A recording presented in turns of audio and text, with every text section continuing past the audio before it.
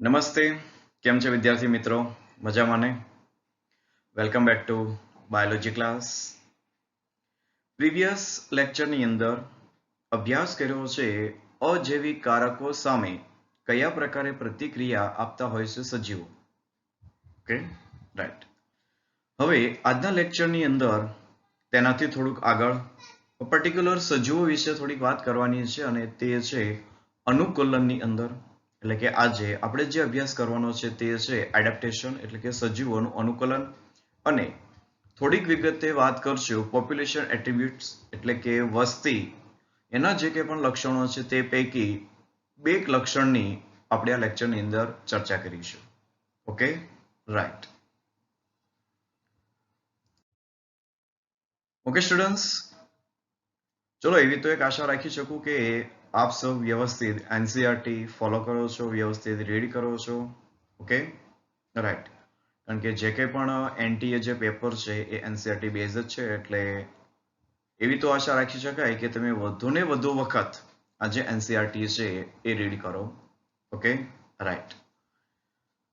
અનુકૂલનની અંદર વાત કરીએ તો જે કંઈ પણ સજીવ છે એ સજીવ પર્યાવરણની જે કંઈ પણ પરિસ્થિતિ હોય છે, કારણ કે આપણને ખ્યાલ છે કે સજીવ એનો વસવાટ એક ચોક્કસ હોય છે અને એ વસવાટની અંદર તેની એક ભૂમિકા પણ હોય છે.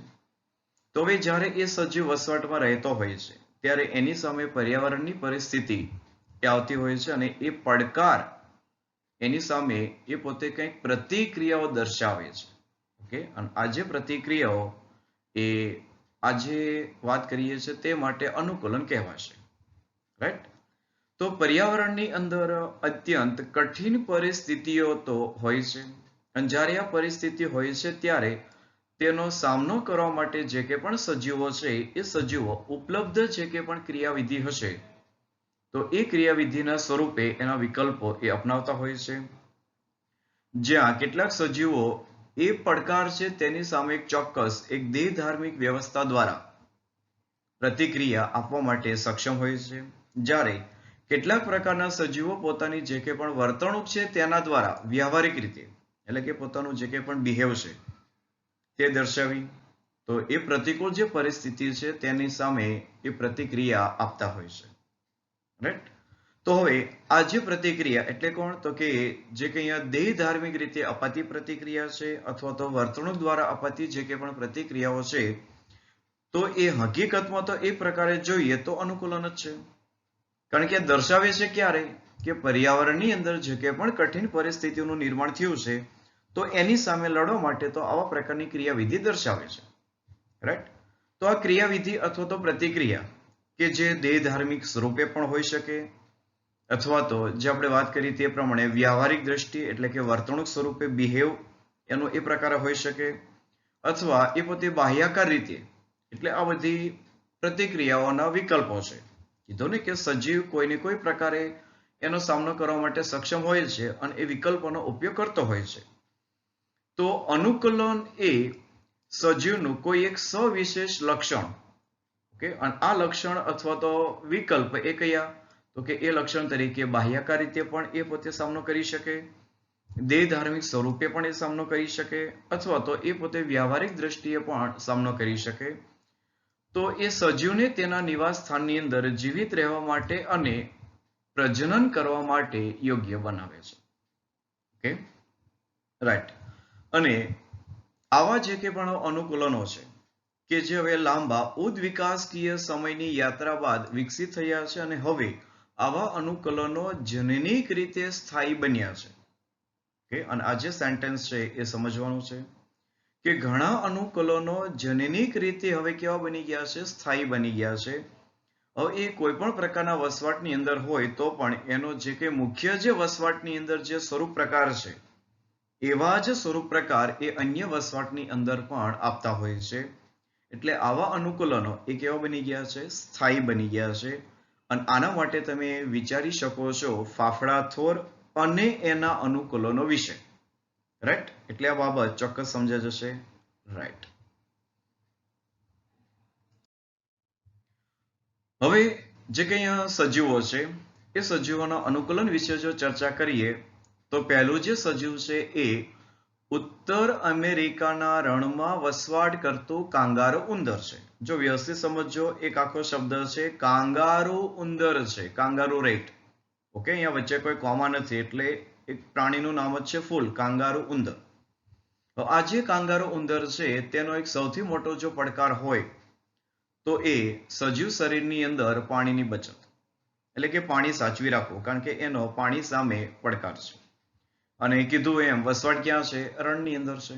ઓકે, તો પાણીના જે કે પણ બાહ્ય જે સ્ત્રોત છે એની ગેરહાજરીમાં આ જે ઉંદર છે તે પાણીને લગતી તમામ જરૂરિયાત તેની આંતરિક ચરબીના ઓક્સિડેશન દ્વારા પૂર્ણ કરવા સક્ષમ છે. એટલે આ એનું શું થઈ ગયું? અનુકૂલન. કયા પ્રકારે?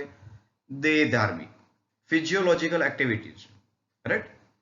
તો એ પોતાની આવી એક દેહધાર્મિક ક્રિયા દ્વારા જે પોતાનું બીટા ઓક્સિડેશન, એટલે કે જે ચરબી એની અંદર જમા થઈ છે તે ચરબીનું એ બીટા ઓક્સિડેશન દ્વારા શું કરે છે? તો કે પાણી મેળવે છે. અને આપણને ખ્યાલ છે કે જે કે પણ અહીંયા જારક શ્વસન થશે તો જારક શ્વસનની અંતિમ નિપજ શું છે? ઓબ્વિયસલી જેને આપણે કાર્બન ડાયોક્સાઇડ કહીએ છીએ તે, અને એની સાથે શું મુક્ત થઈ જશે? તો કે પાણી. ઓકે, એટલે જો હવે આ ચરબી છે એની અંદર ઉર્જાની માત્રા વધારે છે તો એ પાણી વધારે મુક્ત કરશે. તો એ ચરબીના ઓક્સિડેશન દ્વારા એ પોતાની જે કે પણ પાણીની જરૂરિયાત છે એ પૂર્ણ કરી લેશે. એટલે અનુકૂલનનો પ્રકાર સમજવાનો છે કયો? દેહધાર્મિક છે. અને તેનું જે કે પણ મૂત્ર છે અને વધારે વધુ સાંદ્ર એ બનાવવાની ક્ષમતા ધરાવે છે. કે એટલે એમના જે મૂત્રપિંડ છે એ પ્રમાણે ઉદ્વિકાસિત થયા છે. અને તે ઉત્સર્ગ પેદાશના નિકાલ માટે પણ પાણીનો એ ઓછામાં ઓછો ઉપયોગ થાય તેવી પ્રકારની પ્રતિક્રિયા દર્શાવે છે. એટલે એક બાબત એ સમજવાની કે આ જે ઉંદર છે તેને પાણી સામે પડકાર છે, એટલે પાણી બચાવી રાખવું એ જરૂરી છે એના જીવંત રહેવા માટે. ઓકે, અને હવે એ એવા પ્રકારની પ્રતિક્રિયા દર્શાવે છે કે જેના થકી પોતાના શરીરની અંદર એ પાણીનો બચાવ કરી શકે. તો પહેલી બાબત કે એક તો બહાર પાણીનો સ્ત્રોત છે નહીં, એટલે પાણી મેળવવા માટે પોતે આંતરિક ચરબીનું ઓક્સિડેશન કરી નાખશે. ઓકે, ત્યારબાદ જે કંઈ મૂત્ર છે એને વધુ ને વધુ સાંદ્ર બનાવશે, અને જે કંઈ ઉત્સર્ગ પેદાશ છે તેના નિકાલ માટે પણ જે પાણી જરૂરી છે તેમાં સૌથી ઓછામાં ઓછું પાણી વપરાય તેવી પ્રતિક્રિયા દર્શાવે છે. Okay, right. વાત કરીએ હવે રણની વનસ્પતિ, કે તેમના જે કે પણ પર્ણ છે એની સપાટી પર એક જાડું ક્યુટિકલ ધરાવે છે ને, રાઈટ? અને બાષ્પોત્સર્જનની જે ક્રિયાવિધિ છે તેના દ્વારા થતો જે પાણીનો વ્યય એ ઘટાડવા તેમના વાયુરંધ્ર એ ઊંડી ગર્તની અંદર ગોઠવાયેલા છે. અને આને આપણે કયા પ્રકારે વાયુરંધ્ર કહીએ છીએ? સનકેન ટાઈપ. ઓકે, નિમગ્ન વાયુરંધ્ર. આ જે વાયુરંધ્ર છે ઊંડી ગર્ત છે, તો આપણી પાસે એક શબ્દ છે અને એ વાયુરંધ્રને આપણે કેવા કહીએ છીએ? સનકેન અથવા તો નિમગ્ન વાયુરંધ્ર કહીએ છીએ. Okay, right. એટલે આ પણ એક વનસ્પતિ છે, તેની પાસે અનુકૂલન છે કે પર્ણની સપાટી પર શું છે? એક જાડું ક્યુટિકલ આવી ગયું, એટલે હવે પર્ણ છે એની સપાટી પરથી જે કે પણ પાણી ગુમાવવાની ક્રિયાવિધિ છે એ ઓછી કરી નાખશે. Okay, right. અને પાણીનો વ્યય ઘટાડવા માટે આ જે વાયુરંધ્ર છે અથવા પર્ણરંધ્ર એ કંઈક પર્ણની અંદર થોડાક ઊંડે ખૂપેલા છે અને એને આપણે નિમગ્ન વાયુરંધ્ર કહીએ છીએ. ઓકે, ત્યાર પછી જે વનસ્પતિ તો કે વિશિષ્ટ પ્રકાશ સંશ્લેષી માર્ગ અપનાવે છે. આ દેહધાર્મિક ક્રિયાવિધિ, રાઈટ, ચયાપચયની ક્રિયાવિધિ છે અને એના માટે શબ્દ છે કેમ. અને આવી કેમ વનસ્પતિ, ઓકે, આપણને ખ્યાલ છે. તો આ જે કેમ વનસ્પતિ એટલે કે એનો જે કે પણ પ્રકાશ સંશ્લેષી માર્ગ છે એ નામ પર છે કેમ, એટલે કે ક્રેસુલેસિયન એસિડ મેટાબોલિઝમ. કારણ કે આ જે વનસ્પતિ છે એ વનસ્પતિ ક્રેસુલેસિએસી આ જે કુળ છે તે દર્શાવે છે. અને અહીંયા ક્રેસુલેસિયન એસિડ મેટાબોલિઝમ, તો એ પ્રમાણે હવે દ્રવ્યનું નામ છે. ઓકે, એટલે કેમ વનસ્પતિ. તો આ જે કેમ વનસ્પતિ છે અને તમને ખ્યાલ હશે કે એ વનસ્પતિ જો સમય દરમિયાન વાયુરંધ્ર શું રાખે છે? બંધ રાખે છે. ઓપોઝિટ કોની? સામાન્ય વનસ્પતિ. કે જે સામાન્ય પર્યાવરણમાં ઉગતી જે વનસ્પતિ છે પોતે જો દિવસ દરમિયાન વાયુરંધ્ર ખોલે છે અને રાત્રે બંધ કરે છે. પણ આ કેમ વનસ્પતિ એને ઓપોઝિટ છે કે એ દિવસ દરમિયાન વાયુરંધ્ર બંધ રાખે છે અને સાંજે એ ખોલે છે. Okay, right. અને કેટલાક જે કે પણ ફાફડા થોર લાઈક ઓપુન્ચિયા આવી જે વનસ્પતિ છે એ હવે પર્ણ ધરાવતી નથી. ઓકે, કારણ કે એ પર્ણની જગ્યાએ પર્ણ પ્રકાંડ આવી ગયું હોય છે. અને તેઓ રૂપાંતરિત થઈ હવે કંટકની અંદર ફેરવાઈ જશે અને પ્રકાશ સંશ્લેષણનું કાર્ય એક ચપટા પ્રકાંડ દ્વારા એ પરિપૂર્ણ કરવામાં આવે છે. એટલે આ અનુકૂલનો જ્ઞાત છે. Okay, right. ઓકે, નેક્સ્ટ વાત કરીએ એલન રૂલ, અને આ ડાયરેક્ટ એમસીક્યુ. ઓકે, રાઈટ, નોંધી લેવાનું છે. તો હવે એલનનો રૂલ એ એક છે કે ઠંડા પ્રદેશની અંદર વસવાટ કરતા જે કે પણ સસ્તન સજીવ છે, જો કેટેગરી પણ ફિક્સ છે કોણ? મમેલ્સ, સસ્તન છે. અને સસ્તન જે સજીવ છે તે સજીવના જે કંઈ કાન અને ઉપાંગો છે એ ટૂંકા છે. કમ્પેરેટિવલી અધર આપણે જે સામાન્ય સસ્તન છે તેની વાત કરીએ, અથવા જે ઉષ્ણકટિબંધમાં છે તેવા સસ્તનની વાત કરીએ, તો એ સસ્તનની સાપેક્ષે ઠંડા પ્રદેશમાં જે સસ્તન છે તેના કાન અને ઉપાંગો એ કેવા છે? ટૂંકા છે. અને આ માહિતી આપી છે એલને, એટલા માટે એ જણાય છે એલન રૂલ તરીકે. ઓકે, અને આ અનુકૂલન એટલા માટે કે જે કે પણ હવે જો સજીવ છે ક્યાં? ઠંડા પ્રદેશમાં, એટલે ઉષ્મા ઉર્જા જરૂરી છે. અને ઉષ્મા ઉર્જા એ ઠંડા પ્રદેશની અંદર પોતાની સપાટી દ્વારા વધુ માત્રામાં વ્યય ન થાય એટલા માટે થઈ અને આ જે ઉપાંગો છે અને કાન એ ટૂંકા રાખે છે. ઓકે, એટલે ઠંડી આબોહવા યુક્ત વિસ્તારની અંદર જે કે પણ સસ્તન પ્રાણીઓ છે એ સસ્તન પ્રાણી સામાન્ય રીતે ઉષ્માનો વ્યય ઘટાડવા માટે, આ કારણ પણ કે શા માટે? તો કે ઉષ્માનો વ્યય ઘટાડવા માટે ટૂંકા કાન અને ટૂંકા જે ઉપાંગ એ ધરાવે છે. અને આને આપણે કહેવાના છે એલન રૂલ. ઓકે, અને જરૂરી છે. રાઈટ. તો આવા જે અન્ય રૂલ્સ, ફોર એક્ઝામ્પલ વાત કરીએ તો બર્ગમેન રૂલ્સ. ઓકે, તો હવે જો આ જે સસ્તન છે એ સસ્તન એની જે કે પણ શરીરનું કદની વાત કરીએ છે તો એ કદ કેવા છે? મોટા છે. એ બર્ગમેન રૂલ આપે છે. એલન રૂલ તો ઓકે કે ભાઈ શોર્ટ ટેલ, ઇયર, લો, ત્યાર પછી એમના જે કે પણ લેગ્સ, સ્નાઉટ્સ, તો આ બધું કેવું છે? ટૂંકું છે. અને જ્યારે ગ્લોઝર રૂલ જે હોય છે એ કહે છે કે લાઇટ એન્ડ લેસ પિગમેન્ટ. એનો અર્થ એવો છે કે ઠંડા પ્રદેશની અંદર જે કે પણ સજીવ છે એ સજીવ એનો ત્વચાનો રંગ કેવો છે? તો કે આછો છે. અથવા આપણે એવું કહી શકાય કે પ્રમાણમાં વ્હાઇટ છે. ઓકે, જે બાકીના જે સસ્તન આપણે ઉષ્ણકટિબંધની વાત કરીએ તો એમનો થોડો ઘેરો અથવા તો એ જે સસ્તન છે એમનો થોડોક વધારે ડાર્ક કલર હોય છે, એટલે કે એની અંદર મેલાનિનની માત્રા વધારે છે. પરંતુ ઠંડા પ્રદેશની અંદર જે કે પણ સજીવ રહેતા હોય છે તેનો જે ત્વચાનો રંગ એ કેવો છે? આછો છે. એટલે કે છે કે લાઇટ અથવા લેસ પિગમેન્ટ, કે એની અંદર જે કે પણ રંગકણનું જે સર્જન છે એ ઓછું થતું હોય છે. કે અને એ પણ ઉષ્મા જે ઉર્જા હોય છે તેને લઈને. એટલે આ ત્રણ રૂલ છે: Bergmann rule, then Allen rule and Gloger rule. ત્રણેયના જે કે નિયમ છે ઠંડા પ્રદેશ એને સમકક્ષ છે, અને ઠંડા પ્રદેશની અંદર જે કે સસ્તન છે એમના કદ પ્રમાણમાં મોટા હોય છે તો એવું કહે છે બર્ગમેન રૂલ. એલન રૂલ એવું કહે છે કે એમના કાન અને જે કે ઉપાંગો છે ટૂંકા હોય છે. અને ગ્લોઝર રૂલ એવું કહે છે કે એ જે સજીવ છે તેની ત્વચાનો રંગ એ આછો હોય છે અને એમનું જે પિગમેન્ટેશન એ ઘણું ઓછું હોય છે. Okay, right. નેક્સ્ટ વાત કરીએ બ્લબર, કે ધ્રુવીય જે સમૂહ છે એની અંદર સીલ જેવા જલીય સસ્તનો તેમની ત્વચાની નીચે એક ચરબીનું જાડું એક થર, કે જેને કહેવાય બ્લબર, અને આ શબ્દ આવતો હોય છે એટલે ખાસ યાદ રાખવાનો છે બ્લબર. દરિયાઈ પ્રાણી ચરબી તરીકે ઓળખાય છે. અને આવા જે સસ્તન છે તેમની જે ત્વચા છે એ વધારે પ્રમાણમાં થોડીક જાડી હોય છે, અને એ કામ કરે છે એક ઉષ્મા અવરોધક તરીકે, ઇન્સ્યુલેટર તરીકે, અને શરીરની ગરમીને ઘટાડવામાં એ કાર્ય કરે છે.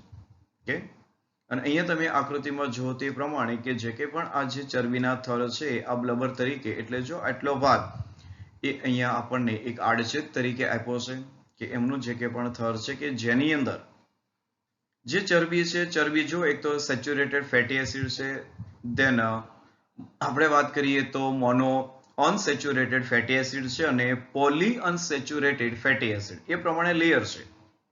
રાઈટ? ઓકે,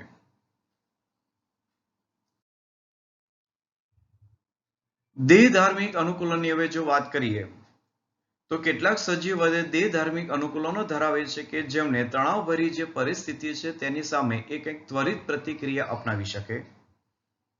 હવે એક એક્ઝામ્પલ છે કે ફોર એક્ઝામ્પલ ક્યારેક તમને કોઈ વધારે ઊંચાઈવાળા એક ઉત્તુંગ વિસ્તાર, હાઈ અલ્ટિટ્યુડ કહી શકો એને, કે જે 3500 મીટરથી વધારે લાઈક મનાલી પાસે રોહતંગ ઘાટ અને લેહની અંદર જવાનું થાય તો તમે ઉત્તુંગતા બીમારી, આ અંગ્રેજી શબ્દ યાદ રાખવાનો છે, અલ્ટિટ્યુડ સિકનેસ, વધારે ઊંચાઈએ જતા અને જે કંઈ લક્ષણો અનુભવાય છે તેને આપણે કહીએ છીએ અલ્ટિટ્યુડ સિકનેસ, એટલે કે ઉત્તુંગતા બીમારી, ઊંચાઈ સંબંધિત બીમારી છે અને એનો અવશ્ય અનુભવ કર્યો હશે, રાઈટ? અને વ્યક્તિને અનુભવ થાય છે કારણ કે ઊંચાઈ કેટલી છે સમુદ્ર સપાટીથી? 3500 મીટર છે.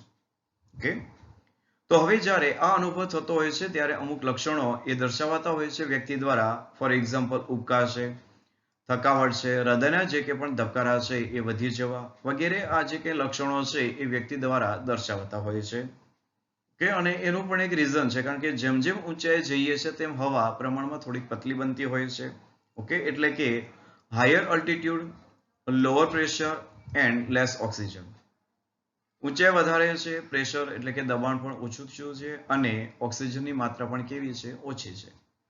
તો હવે આવી જે આ પરિસ્થિતિ છે, હવે આ પરિસ્થિતિની સામે જે કંઈ સજીવ શરીર છે એ એક દેહ ધાર્મિક પ્રતિક્રિયા આપશે, એ પણ ફિઝિયોલોજીકલ જેવું, અને એ થોડા સમયની અંદર પાછું કેવું વ્યવસ્થિત શરીર થઈ જશે કે આ જે કંઈ લક્ષણો દેખાતા હોય છે એ લક્ષણો હવે જો ધીમે ધીમે થોડાક સમયને અંતરે આ લક્ષણો હવે દેખાતા ઓછા થઈ જશે. ઓકે, કારણ કે હવે એ વાતાવરણની અંદર થોડુંક આપણે અનુકૂલન સાધી લઈએ છીએ, પણ એ અનુકૂલન સામે પ્રતિક્રિયા આવી ક્યાંથી? ઓબ્વિયસલી દેહ ધાર્મિક પ્રતિક્રિયા. ઓકે, હવે આનું જે કારણ એ જ કે વધારે ઊંચાઈ ધરાવતા વિસ્તારની અંદર વાતાવરણ દબાણ કેવું છે? ઓછું છે, અને જેને કારણે શરીરને એક પૂરતો ઓક્સિજન મળતો નથી. પરંતુ ધીમે ધીમે હવે જો તમે સ્થાનિક હવામાનને સાનુકૂળ થઈ જશો અને તમને ઉત્તુંગતા બીમારી જે અનુભવવાનું છે એના જે લક્ષણો હતા એવા અટકી જશે. શરીર લાલ રુધિરકોષો એટલે કે આરબીસી એનું ઉત્પાદન વધારી દેશે. જો આ દેહ ધાર્મિક ક્રિયાવિધિ છે અને આ દેહ ધાર્મિક ક્રિયાવિધિ કોના દ્વારા કરે છે તે દર્શાવવું છે કે રુધિર કોષોનું ઉત્પાદન વધારી દેશે. કોણ? આરબીસી, કારણ કે એ ઓક્સિજન કેરિંગ કેપેસિટી ધરાવે છે. હિમોગ્લોબિનની જે કે બંધનક ક્ષમતા છે ઘટાડી દેશે. શા માટે? કારણ કે અહીંયા એક તો ઓક્સિજનની માત્રા ઓછી છે અને બીજું આરબીસી સાથે હવે જે કે પણ ઓક્સિજન બંધાતો હશે તો એના પર્સન્ટેજ પણ ઓછા હશે. તો જેવો એ પેશીને મળશે તો એ ત્યાં જલ્દીથી છૂટી જવો જોઈએ, એટલે કે છે ઓક્સિજન બાઉન્ડ કેપેસિટી એ કેવી છે? ઘટાડી દેશે. એટલે ત્વરિત આપણી જે પેશી છે એને ઓક્સિજન મળી જશે અને શ્વસન દરની અંદર વધારો કરી, અને આ એટલા માટે કે વધુને વધુ ઓક્સિજન એ ક્યાં પહોંચી શકે? પેશી સુધી. કારણ કે કીધું તેમ કે ઓક્સિજન કેરિંગ કેપેસિટી ઘટી ગઈ છે, એટલે ઓક્સિજન લઈ જતા આરબીસી એની જે સંખ્યા છે એ કેવી છે? ઓછી છે. એટલે વધુને વધુ જો શ્વસન દરની અંદર વધારો કરી દેવામાં આવશે તો એ વધુને વધુ માત્રામાં ઓક્સિજન ધરાવતા જે આરબીસી એ પેશી કોષોને મળશે. અને કીધું તેમ કે હવે એમની બંધન ક્ષમતા ઘટી ગઈ છે તો ત્વરિત એ છોડી દેશે કોને? ઓક્સિજનને પેશીને મળી જશે અને ઓછા ઓક્સિજનની જે ઉપલબ્ધિ છે એ હવે ભરપાઈ કરી દેશે. એટલે આ બધી એક દેહ ધાર્મિક પ્રતિક્રિયા, અને આ ક્રિયાને હવે અંતે જે કંઈ ઉત્તુંગતા જે બીમારી હતી એના જે લક્ષણો દેખાતા હતા એ હવે નીલ થઈ જશે ને. ઓકે, હિમાલયની વધારે ઊંચાઈમાં અનેક જનજાતિ એ રહેતી હોય છે. સપાટ મેદાની વિસ્તારમાં રહેતા લોકો કરતા એ જનજાતિની અંદર સામાન્ય રીતે જો આરબીસીની સંખ્યા વધારે હોય છે. સામાન્ય વ્યક્તિની વાત કરીએ તો એપ્રોક્સી આપણને ખ્યાલ છે કે મેલની અંદર એપ્રોક્સી 50 થી 55 લાખ એ આરબીસી હોય છે. બરોબર, 100 ml ની અંદર આપણે વાત કરીએ તો 50 થી 55 લાખ આરબીસી હોય છે. કોની અંદર? તો કે સામાન્ય વ્યક્તિની અંદર. ને ફોર એક્ઝામ્પલ વધારે સ્પેસિફાય કરીએ તો અત્યારે મારા શરીરની અંદર 100 ml ની અંદર 50 થી 55 લાખ આરબીસી છે. પણ હવે મારી કમ્પેરિઝન એ હવે હિમાલયની અંદર રહેતી જો વ્યક્તિની રુધિરમાં રહેલા આરબીસી સાથે કરું તો એ હિમાલયની અંદર રહેતા જે વ્યક્તિ છે એના આરબીસી ની અંદર એપ્રોક્સી હવે એ હોય છે 85 લાખ આરબીસી. બરાબર, પર 100 ml ની અંદર આટલી સંખ્યા વધારે હોય છે. ઓકે, અને આ અનુકૂલન છે. Right, okay. મોટા ભાગના જે કે પણ પ્રાણીઓ છે એ ચયાપચય પ્રક્રિયાઓ અને તે સંલગ્ન બધા જ દેહધાર્મિક કાર્યો એ ઓછી તાપમાન ક્ષેત્ર મર્યાદામાં ઇષ્ટતમ રીતે આગળ વધે છે અને મનુષ્ય માટે આ ઇષ્ટતમ તાપમાન 37 ડિગ્રી છે. પરંતુ હવે વાત કરીએ એવા સૂક્ષ્મ જીવાણુ કે જે બિયોન્ડ ધી ટેમ્પરેચર, એવું પણ આપણે કહી શકીએ, કારણ કે હાઈ ટેમ્પરેચરની અંદર પણ રહેતા હોય છે. તો આવા સૂક્ષ્મ જીવાણુ કે ખાસ કેટેગરી તરીકે આર્કીબેક્ટેરિયા. ઓકે, તો આવા આર્કીબેક્ટેરિયા પણ સજીવ તરીકે છે કે જે ગરમ પાણીના ઝરા અથવા તો ગાઢ સામૂહિક ઉષ્ણતાપીય નિકાલ માર્ગો, એક પ્રકારના વેન્ટ એવું કહી શકાય, કે જ્યાં તાપમાન 100 ડિગ્રીથી પણ વધારે હોય છે ત્યાં પણ એ સજીવો જીવે છે. અને કીધું તેમ કે ફૂલે ફાલે છે. રાઈટ. ઘણી માછલીઓ એન્ટાર્કટિકા જે પ્રદેશ છે એના અતિ શીતળ પાણીની અંદર પણ ખૂબ જ ઝડપથી વિકાસ સાધે છે, કે જ્યાં તાપમાન હંમેશા શૂન્ય કરતા પણ નીચું રહે છે. એ એપ્રોક્સી -20 to 35 ડિગ્રી તાપમાન હોય છે. અને આટલા નીચા તાપમાનની અંદર પણ આ જે માછલીઓ હોય છે એ માછલીઓ ત્યાં જીવિત રહેતી હોય છે. તો એની અંદર પણ અનુકૂલન છે. ખાસ કરીને આવી જે માછલીઓ હોય છે એની અંદર એન્ટીફ્રીઝિન નામનું પ્રોટીન છે. અને આ એન્ટી જે ફ્રીઝિન પ્રોટીન એ આ જે તાપમાન છે એની સામે સર્વાઈવ કરવા માટે મદદ કરે છે. Anti freezing protein. ઓકે.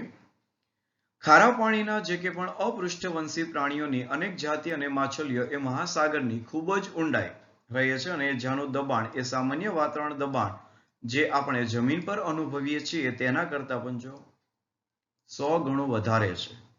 તો 100 ગણું નહીં, આપણે 1000 ગણું પણ વધારે કહી શકીએ. એટલું દબાણ એ ત્યાં સમુદ્રની સપાટી પર હોય છે. રાઈટ. અને એ ઊંડાણવાળા વિસ્તારની અંદર પણ અપૃષ્ઠવંશી પ્રાણીની અનેક જાત અને માછલીઓ એ ત્યાં જીવિત રહેતી હોય છે. કેટલાક સજીવો તેમના પર્યાવરણમાં થતા જે પરિવર્તન એમનો સામનો કરવા માટે વ્યવહારિક વર્તણૂક બિહેવિયર એની પ્રતિક્રિયા દર્શાવે છે. અને તેમના જે કે પણ નિવાસ સ્થાન છે એ ઊંચા તાપમાનને પહોંચી વળવા માટે સસ્તન પ્રાણી એક દેહધાર્મિક ક્ષમતા ધરાવે છે. અને આ જે ક્ષમતા છે એની વાત કરીએ તો રણની ગરોળી એની અંદર અભાવ હોય છે. કોનો? દેહધાર્મિક ક્રિયાનો. કેમ કે કીધું તેમ કે કુદરતની અંદર 99% તો કોણ છે? કન્ફર્મર છે ને. ઓકે, જે આપણે પક્ષી અને સસ્તન છે એ કેવા છે? રેગ્યુલેટર છે, એટલે કે નિયામકો છે. પણ આ 99% જે સજીવ છે એ તો કન્ફર્મર છે.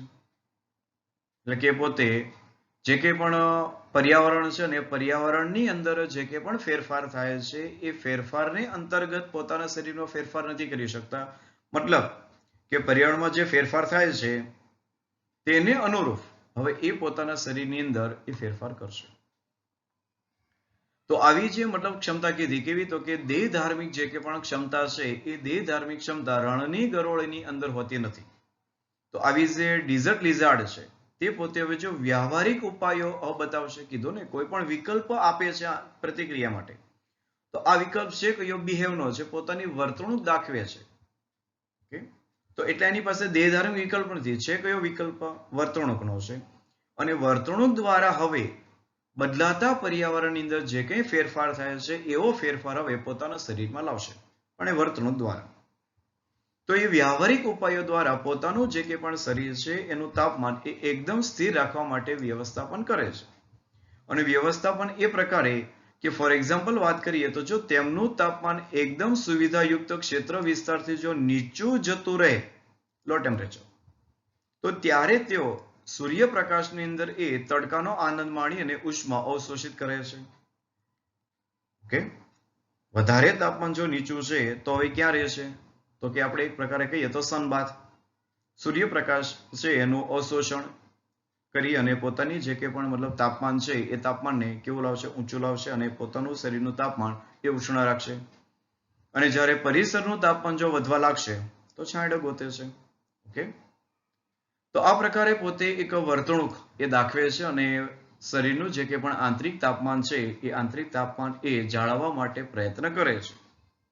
ઓકે, અને ઘણી જાતિની અંદર જમીન ઉપરની ગરમીથી બચવા કે છુપાવા કે પછી છટકી જવા માટે માટીની અંદર દર ખોદવાની એની ક્ષમતા છે.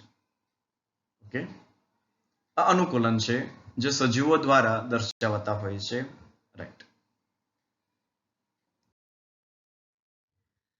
ઓકે, નેક્સ્ટ ટોપિકની વાત કરીએ તો એ છે વસ્તી, એના વિશિષ્ટ લક્ષણો. કારણ કે અત્યાર સુધી જે વાત હતી એ પર્ટિક્યુલર સજીવ, કારણ કે આપણે જે ચેપ્ટર છે એ સજીવો અને વસ્તી. તો હવે સેકન્ડ પોર્શન એ કન્ટિન્યુ કરીએ. વસ્તી, તો વસ્તી એના વિશિષ્ટ લક્ષણ.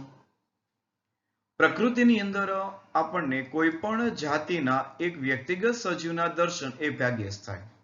કારણ કે હોય કેવા સમૂહમાં હોય ને અને આપણે વસ્તી કહીએ છીએ. અને તેમનામાં મોટા ભાગના સારી રીતે વિકાસ પામેલા એક ભૌગોલિક વિસ્તારની અંદર સમૂહમાં રહેતા હોય છે. અને આવા સમૂહ તમે કોઈ પણ જાતિના લઈ શકો. રાઈટ. એક સરખા સ્ત્રોતો માટે ભાગીદારી કે પછી એ સ્પર્ધા કરે છે, આંતર પ્રજનન પણ કરે છે. અને સંભવિત રીતે આંતર પ્રજનન શબ્દ એ લિંગી પ્રજનન માટે સૂચિત છે. અને અલિંગી જે પ્રજનન છે એના પરિણામ સ્વરૂપ ઉદ્ભવતા સજીવ એના સમૂહને પણ પરિસ્થિતિકીય અભ્યાસના હેતુ માટે સામાન્ય રીતે આપણે વસ્તી ગણીએ છીએ. ભલે એનો ક્લોન છે, કારણ કે અલિંગી પ્રજનન થકી એની પ્રતિકૃતિ આવશે, તો એ પ્રતિકૃતિ પણ એ જે કે પણ અહીંયા વાત કરીએ છીએ આપણને કોણ, તો કે પરિસ્થિતિકીય અભ્યાસના હેતુ માટે આપણે એને વસ્તી તરીકે જ ગણીએ છીએ. રાઈટ. ભેજયુક્ત જમીનની અંદર બધા દરિયા પક્ષીઓ, તો હવે જો આ વસ્તીની વાત છે કે આ બધા જ દરિયા પક્ષી ભેગા થઈ તો એમની પોતાની એક વસ્તી બનાવે. ત્યજાયેલ વસવાટની અંદર રહેતા ઉંદરો ભેગા થઈને પોતાની વસ્તી બનાવશે. વન ક્ષેત્રની અંદર સાગના વૃક્ષો, જો વનસ્પતિની વાત કરીએ તો જે સાગના વૃક્ષો ભેગા થયા છે, એટલે ભેગા એટલે કે એક જગ્યાએ જ્યાં છે વિસ્તારમાં, તો એ સાગના વૃક્ષોની વસ્તી કહી શકો. ઓકે, સંવર્ધન પાત્રની અંદર જે બેક્ટેરિયા છે અને તળાવની અંદર જે કમળ છે એના છોડ છે, તો આ બધું આપણે વસ્તી તરીકે ગણતરી કરી શકીએ. ઓકે, આ માત્ર ઉદાહરણ છે અને આવા ઉદાહરણ તમે ઘણા લઈ શકો. રાઈટ. તળાવની અંદર દેડકા છે તો એની પણ વસ્તી તમે કહી શકો. Okay, right. વસ્તીની પાસે થોડીક વિશિષ્ટ બાબતો હોય છે અને એ બાબત કે વસ્તીની બધી જ વ્યક્તિઓનો સમાવેશ એક જ જાતિમાં થતો હોય છે. લાઈક આપણે રાણા ટાગરીના વાત કરીએ તો એ તમામ કોણ છે? દેડકા છે. આપણે હોમોસેપિયન્સની વાત કરીએ તો જો એક જ જાતિ. વ્યક્તિ પોતે બાહ્યક રચના અને અંતસ્થ રચનાની રીતે સરખી છે.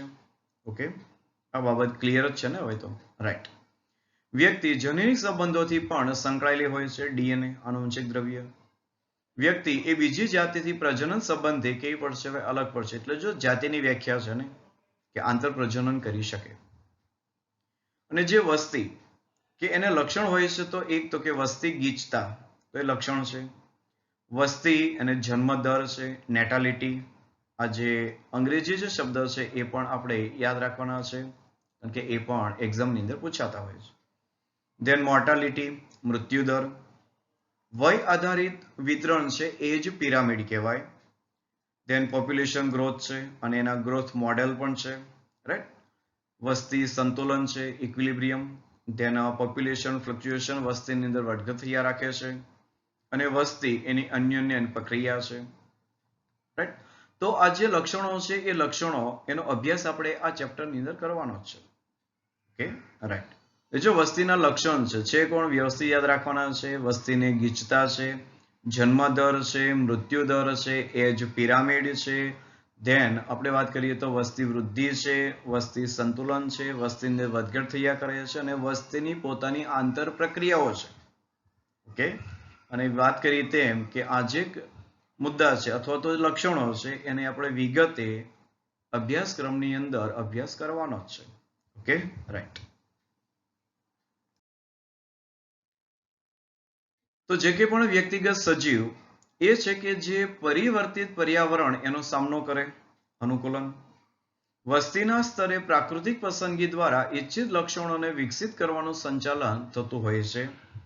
અને આથી વસ્તી એ પરિસ્થિતિ વિદ્યાનું એક મહત્વનું ક્ષેત્ર છે. અને વસ્તી પરિસ્થિતિકી આ એક ક્ષેત્ર છે અને એ પરિસ્થિતિ વિદ્યાનું પણ એક મહત્વનું ક્ષેત્ર, કારણ કે તે પરિસ્થિતિ વિદ્યાને વસ્તી જનીન વિદ્યા અને ઉદ્વિકાસ સાથે જોડે છે. વસ્તી પાસે ચોક્કસ લક્ષણો હોય છે જે વ્યક્તિગત સજીવની અંદર હોતા નથી, કારણ કે વસ્તીના પોતાના લક્ષણો છે ને વ્યક્તિગત રીતે વાત કરીએ ઇન્ડિવિજ્યુઅલ તો એને પોતાના લક્ષણો છે અને એને જો આપણે સારી રીતે સમજીએ તો વ્યવસ્થિત કે વ્યક્તિ એ પોતે એને પોતાનો જન્મ છે અને એનું મૃત્યુ છે, પણ એ વ્યક્તિનો પોતાનો જન્મદર કે મૃત્યુદર નથી. જન્મદર અને મૃત્યુદર એ કોનો બને છે? વસ્તીનો બને છે. ઓકે, કે જ્યાં ભેગા થાય છે. એટલે કહે છે કે વસ્તી જે હોય છે અને પોતે ચોક્કસ લક્ષણો ધરાવે છે અને આવા લક્ષણો પાછા વ્યક્તિગત સજીવ પાસે નથી. એવું પણ આપણે કહે છે કે વ્યક્તિગત સજીવ પાસે જે ચોક્કસ લક્ષણો છે કે વ્યક્તિનો જન્મ છે, વ્યક્તિનું મૃત્યુ છે, તો આવા લક્ષણ પાછા વસ્તી પાસે શું છે? જન્મદર અને મૃત્યુદર છે. તો વ્યક્તિગત સજીવ જન્મે છે અને મૃત્યુ પણ પામે છે, પરંતુ વસ્તી પાસે તો જન્મદર અને મૃત્યુદર છે. વસ્તીમાં આ જે દર એ ક્રમશઃ પ્રતિ વ્યક્તિ જન્મદર અને મૃત્યુદર તરીકે ઉલ્લેખાય છે અને તેથી આ જે દર એને વસ્તીના સભ્યની સાપેક્ષે સંખ્યામાં થતા ફેરફાર સ્વરૂપે એ પ્રદર્શિત કરાય છે. અને જન્મદર વાત કરીએ તો ચોક્કસ એકમ સમયે જે કે પણ જનસંખ્યા ડિવાઈડ બાય સરેરાશ વસ્તી જે ટોટલ હોય તે, અને ટકાવારીમાં આપણે લઈએ તો × 100 કરી દેવાના. ઓકે, અને મૃત્યુદરની વાત કરીએ તો જો એકમ સમયગાળાની અંદર મૃત્યુ પામતા વ્યક્તિની સંખ્યા અને સરેરાશ વસ્તી, પછી આ જે કે પણ જનસંખ્યા છે એ જન્મદર તરીકે તમે પર વીક અઠવાડિયાની અંદર કેટલા જન્મ થાય છે, ત્યાર પછી પર મંથ કેટલા જન્મ થાય છે, પર યર કેટલા જન્મ થાય છે, તો આ પ્રમાણે પછી સમય પ્રમાણે એ એના એકમ આવતા હોય છે. અહીંયા પણ મૃત્યુ છે તો એ મૃત્યુ પર વીક કેટલા છે, પર મંથ મૃત્યુ કેટલા છે અને પર યર કેટલા છે. તો આવી રીતે મૃત્યુદર પણ નોંધાતો હોય છે એને સમયની સાપેક્ષે. Okay, right. ફોર એક્ઝામ્પલ વાત કરીએ જન્મદરની, તો જો કોઈ તળાવની અંદર પાછલા વર્ષની અંદર કમળ એના 20 છોડ હતા અને આજે 20 જે છોડ છે તેના થકી 8 નવા છોડ એ તળાવની અંદર ઉમેર્યા છે, એટલે કે પ્રજનન દ્વારા આ 8 નવા છોડ આવ્યા છે, જેથી વર્તમાન વસ્તી હવે કેટલી થઈ ગઈ? 20 + 8 28. તો જન્મદરની જો વાત કરીએ તો જે કઈ વસ્તી છે તેમાં ઉમેર્યા છોડ અને કુલ જે વસ્તીની સંખ્યા તે, અને જો ડિવાઇડેડ મળે તો 0.4. એનો અર્થ એવો થયો કે પ્રતિ કમળ એ પ્રતિ વર્ષ હિસાબથી જો ગણતરી કરવામાં આવે તો પ્રતિ કમળ છે એનું આ વસ્તીમાં કન્ટ્રીબ્યુશન ભાગીદારી કેટલી? તો કે 0.4 ની. ઓકે, એટલે પ્રતિ કમળ એ પોતે નવા છોડ તરીકે શું આપે છે? તો કે 0.4 એની ભાગીદારી છે. Okay, right. અને એવું જ હવે જો આપણે મૃત્યુદર માટે વાત કરીએ તો જો પ્રયોગશાળાની અંદર કુલ 40 ફળ માખી એની વસ્તીમાંથી 4 વ્યક્તિગત જે ફળ માખી છે એ દર્શાવેલ ચોક્કસ સમયાંતર, એના સમયાંતર એટલે કોણ? તો કે એક ફોર એક્ઝામ્પલ આપણે વાત કરીએ તો એક વીકની વાત કરી, અહીંયા ચોક્કસ સમયગાળો લીધો છે વીક, તો એ એક અઠવાડિયા દરમિયાન એ મૃત્યુ પામી. તો આ સમય દરમિયાન વસ્તીની અંદર જે મૃત્યુ દર છે તો કે મૃત્યુ પામનાર જે કંઈ પણ અહીંયા ફળમાખી છે તેની સંખ્યા અને કુલ વસ્તીની સંખ્યા, તો હવે અઠવાડિયાની અંદર જે મૃત્યુ પામતી જે કંઈ પણ સંખ્યા છે અથવા તો એને આપણે જેને મૃત્યુદર કહીએ છીએ તો એ મૃત્યુદર પર વીકનો કેટલો છે? તો કે 0.1 છે. એટલે પ્રયોગશાળાની અંદર ફળમાખીનો મૃત્યુદર પર વીક કેટલો છે? 0.1 છે. એટલે જો સમયગાળો છે કે અઠવાડિયું છે તો ચલો અઠવાડિયું. ઓકે, તો વ્યક્તિગત પ્રતિ ફળમાખી પ્રતિ અઠવાડિયા પ્રમાણે આ મૃત્યુદર કહેવાય છે કે એક વીકની અંદર આ જે વસ્તી છે તેમાંથી 0.1 જે માખી છે એ મૃત્યુ પામે છે, એટલે એનો મૃત્યુદર 0.1 થઈ ગયો. અને આજે અહીંયા જન્મદરની વાત કરીએ તો અહીંયા આ જે તળાવ છે એ તળાવની અંદર જે આ વર્ષ પૂરતું જે આપણે વાત કરી તો એ વર્ષે 0.4 એ જન્મદર હોય છે. Okay, right. ઓકે, એક જાણકારી માટે માત્ર કે જે કંઈ વસ્તી છે એને પણ પોતાની કેરિંગ કેપેસિટી હોય છે. આપણે જે પૃથ્વીની વાત કરીએ છીએ તો જો પૃથ્વીની પણ પોતાની માનવ વસ્તી માટે કેરિંગ કેપેસિટી છે, ઓકે, અને અત્યારે જો કદાચ એપ્રોક્સી 7 અબજ માનવ વસ્તી પૃથ્વી પર છે, પણ પૃથ્વીની કેરિંગ કેપેસિટી એ 16 અબજની છે, કે 16 અબજ સુધી જો માનવ વસ્તી હોય તો એ પૃથ્વી એ પોતે વહન કરી શકે છે, એટલે એની એક વહન ક્ષમતા થઈ ગઈ. અને એવું જ આપણે કોઈ એક ક્ષેત્રની વાત કરીએ, ફોર એક્ઝામ્પલ એક વનની અંદર, કે માનો કે એ વનની અંદર એક સામાન્ય સજીવ તરીકે, ચલો કોઈ પણ એક સજીવ લઈ લો, અને એ સજીવ તરીકે ચલો આપણે વાત કરીએ તો નીલગાય. તો એ નીલગાયની 10,000ની કેરિંગ કેપેસિટી છે એવું કહી શકાય. તો ત્યાં 10,000 નીલગાય સુધી એ કોઈ તકલીફ નથી, રાઈટ? તો નિશ્ચિત સમયગાળાની અંદર કોઈ ક્ષેત્ર કેટલી વ્યક્તિઓને સમાવિષ્ટ કરી શકે છે તેને તે ક્ષેત્રની વસ્તીની વહન ક્ષમતા કહેવાય, કેરિંગ કેપેસિટી, રાઈટ? હવે વાત કરીએ સંભાવ્ય જન્મદર અને મહત્તમ જન્મદર. એટલે જો એક આ સંભાવના છે અને અહીંયા વાત છે મેક્સિમમ, કે એ પોતે મહત્તમ કેટલા દરે એ પોતે પ્રજનન ઋતુમાં પોતે જન્મ આપી શકે. અને સંભાવ્ય છે કે જન્મ દર છે એનો અર્થ એ છે કે જે કંઈ પણ જન્મ આપે છે તેમાંથી કેટલા સજીવ એ પોતે પ્રજનન વયે પહોંચી શકે, એટલે કે મતલબ કેટલા જીવિત રહી શકે, રાઈટ? અને આનું ઉદાહરણ આપણે એ પ્રમાણે લઈ શકીએ કે સાલ્મન માછલી એના પ્રજનનનો દર. અને સાલ્મન માછલી એ જો પોતાની જીવનકાળ દરમિયાન એકવાર એ પ્રજનન કરી અને પોતે મોટી માત્રામાં ઈંડા આપે છે, અને આ જે ઈંડા છે એટલે કે સાલ્મન માછલી પ્રજનન ઋતુએ એપ્રોક્સી 28 કરોડ એ ઈંડા મૂકે છે. હવે જો તમે વિચારો કે જો આવી તો સાલ્મન માછલી તો લાખોની સંખ્યામાં દરિયામાં હશે, અને આવી સાલ્મન માછલી જો પોતે પ્રજનન ઋતુએ 28 કરોડ ઈંડા મૂકે, અને જો એ 28 કરોડ ઈંડા જીવિત રહી જાય તો સમુદ્ર સાલ્મન માછલીથી ભરાઈ જાય. પણ જો કુદરતમાં આવું થતું નથી, ઓકે, ડાર્વિનના સિદ્ધાંત મુજબ, રાઈટ, પ્રાકૃતિક પસંદગી. પરંતુ જે કે સાલ્મન છે તેની ઋતુનો ફળદ્રુપ જન્મદર કેવો કહેવાય? તો કે 28 કરોડ કહી શકાય, કારણ કે એ પોતે પ્રજનન ઋતુએ આટલા ઈંડા મૂકે છે. પરંતુ બધા જ ઈંડા સેવાતા નથી કે પછી પુખ્તતાએ પહોંચતા નથી. તેથી વાસ્તવિક જન્મદર શું છે એ પણ જાણવો જરૂરી બને છે ને. એટલે કે ચોક્કસ સમયે વસ્તીમાં કેટલા વાસ્તવિક નવા સભ્યો ઉમેરાય છે તે આંક હંમેશા મહત્તમ જન્મદર કરતા ઓછો હોય છે. અને આ સેન્ટેન્સ યાદ રાખવું પડશે, કારણ કે અહીંયા સંભાવ્ય જે જન્મદર છે એની સંખ્યા હંમેશા મહત્તમ જન્મદર કરતા ઓછી રહેવાની, કારણ કે કીધું તેમ કે આ જે 28 કરોડ ઈંડા છે એમાંથી માત્ર એવું કહી શકાય કે 100 થી 1000 એટલા જીવિત રહેશે, બાકી તો કોઈનો ખોરાક બની જશે ને. તો જે કંઈ મહત્તમ જે જન્મદર જે 28 કરોડ છે તેમાંથી માત્ર જો 100 જીવિત હોય તો આપણે એવું કહી શકીએ કે સંભાવ્ય જન્મદર 100 નો છે. એટલે કે છે કે વાસ્તવિક નવા સભ્યો ઉમેરાવાનો જે કંઈ દર છે એ દર હંમેશા મહત્તમ જન્મદર કરતા ઓછો જ રહેવાનો ને. Okay, right. ઓકે, તો આજના લેક્ચરની અંદર જે અનુકૂલન, જે કંઈ સજીવોની આંતરક્રિયાઓ આપેલી છે એ દેહધાર્મિક હોઈ શકે, બાહ્યાકાર વિદ્યા હોઈ શકે, અથવા આપણે જેને વર્તણૂક કહીએ છીએ બિહેવ, એ પ્રકારે હોઈ શકે. તો પર્ટિક્યુલર જે સજીવ દ્વારા જે અનુકૂલન દર્શાવાય છે એ અનુકૂલન કોમ્પિટિટિવ એક્ઝામ માટે વધારે ઉપયોગી છે. કોઈને કોઈ સ્વરૂપે એ અનુકૂલનો પૂછાતા હોય છે, રાઈટ? અને ત્યારબાદ જે કંઈ વસ્તી એના જે કંઈ વિશેષ લક્ષણ છે એ પૈકી આપણે અહીંયા ચર્ચા કરી છે 2, એટલે કે જન્મદર અને મૃત્યુદર. બાકીના વિશિષ્ટ લક્ષણો એ નેક્સ્ટ લેક્ચરની અંદર એની ચર્ચા કરીશું. ઓકે, જે હોમવર્ક છે એ હોમવર્ક આપ સૌએ વ્યવસ્થિત સબમિટ કરાવવાનું છે, અને જે કંઈ વર્કશીટ છે એ વર્કશીટ સોલ્વ કરવાની છે. ઓકે, ડાઉટ્સ હોય તો ડાઉટ્સ લેક્ચરની અંદર એ તમારે ક્લિયર કરાવવાનું છે બધું. Okay, right. તો હવે મળીએ નેક્સ્ટ લેક્ચરની અંદર જે કંઈ બાકીના જે વસ્તીના લક્ષણો છે તેની સાથે. તો ત્યાં સુધી આપ સૌને all the best. Have a nice day and thank you.